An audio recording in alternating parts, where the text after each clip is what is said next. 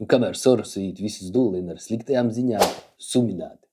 Mežsaimniecības nozares ziņas sadarbībā ar Timbermarket LV. Jā.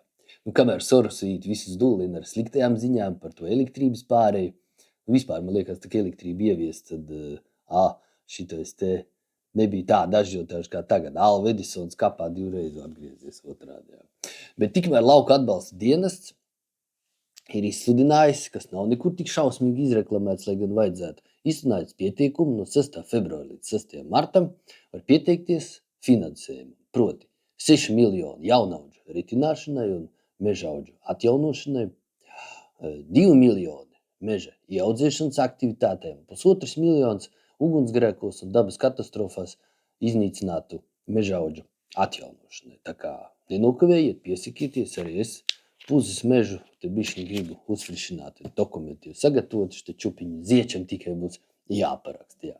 Nu, sekojiet labajām ziņām.